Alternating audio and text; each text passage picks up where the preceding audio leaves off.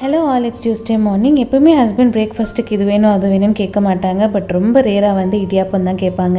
So அந்த மாதிரி இன்றைக்கி ரொம்ப க்ரேவிங்ஸாக இருந்தது போல் இடியாப்பம் தான் கேட்டிருந்தாங்க பிரேக்ஃபாஸ்ட்டுக்கு. லஞ்சுக்கு சப்பாத்தி என் முட்டை தொக்கு கொடுத்து விடலான்னா அளவாக தான் மாவு பிணைஞ்சிருந்தேன். ஸோ ஒரு 4 சப்பாத்தி லஞ்ச் பாக்ஸுக்கு மட்டும் ப்ரிப்பேர் பண்ணிட்டேன். அண்ட் ஆல்சோ முட்டை கிரேவியில் ஆட் பண்ணுறதுக்கு ஒரு 4 பாதாம் முந்தி ஊற போட்டிருந்தேன். ஸோ இதை நல்லா ஒரு மைய விழுத அரைச்சிக்கணும். அண்ட் நார்மலாக முட்டை கிரேவி ப்ரிப்பேர் பண்ணுற மெத்தட் தான். பட் பொடி வகைகளும் சேர்த்து கொஞ்சம் தண்ணி சேர்த்து நல்லா கொதிக்கிறப்ப இந்த பாதாம் முந்திரி பேஸ்ட்டை ஆட் பண்ணணும். சப்பாத்திக்கு கீ ரைஸ்க்கு ஒயிட் ரைஸ்க்கு எல்லாமே ரொம்ப டேஸ்டியாக இருக்கும். லாஸ்ட்டாக கொஞ்சமாக மல்லித்தலை சேர்த்து இறக்கிட்டேன். முட்டை கிரேவி ரெடி பண்ணும்போது சைமல்டேனியஸாக இடியாப்பத்துக்கு மாவு கொஞ்சம் நல்லா வறுத்துட்டு அதுக்கப்புறம் தான் இடியாப்பம் ரெடி பண்ணேன். இந்த இடியாப்பம் ஃபஸ்ட் டைம் நான் ட்ரை பண்ணும்போது கொஞ்சம் கூட சொதப்பாமல் சூப்பராக வந்துருந்தது.